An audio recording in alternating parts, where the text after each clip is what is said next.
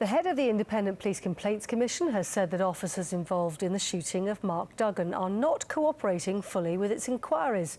It comes amid a Sky News investigation looking at public trust in the police service and how much recent controversies have damaged its reputation. Our correspondent Alex Rossi reports.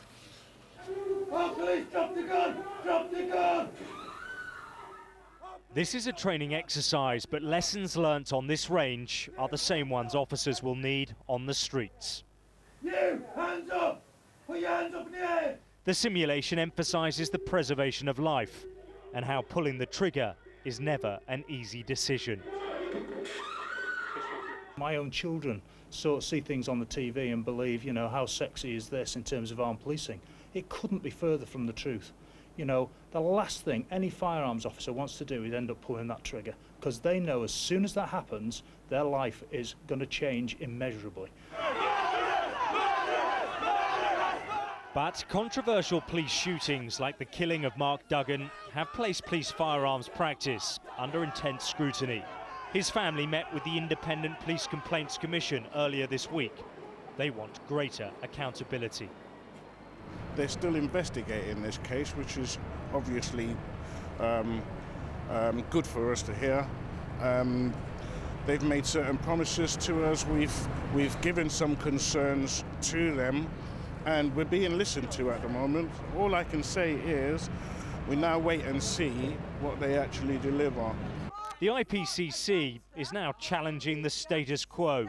It says it now expects the officers involved in the killing of Mark Duggan to comply to face-to-face questioning, something firearms officers have always resisted.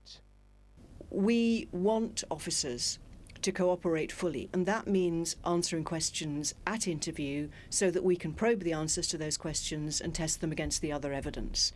It certainly looks odd to the public and indeed to us that officers who have witnessed, who've been at an incident, won't fully cooperate with the inquiries that we are instituting when we're trying to get to the truth. The IPCC's stance on shooting is already causing anger amongst rank and file officers. At the moment, firearms police only have to submit a written statement justifying their actions. But officers I've spoken to believe if they are called in for face-to-face questioning, it's tantamount to being treated as a suspect for doing the job they're paid to do. Police officers have rights too. Police officers answer to the law. That's the basic underlying principle of British policing. The European Code of Police Ethics points out that police officers have rights too, and in many occasions police officers are subject to very malicious, dangerous complaints from very malicious and dangerous criminals as part of their defence tactic, and they have a right to protection too. Oh, police, stand still! Stand still! Back on the range, and firearms instructors say the job is not about shooting guns. The real skill is about communication and stopping it getting to that stage. Everyone calm down, stay still. Alex Rossi, Sky News, Merseyside.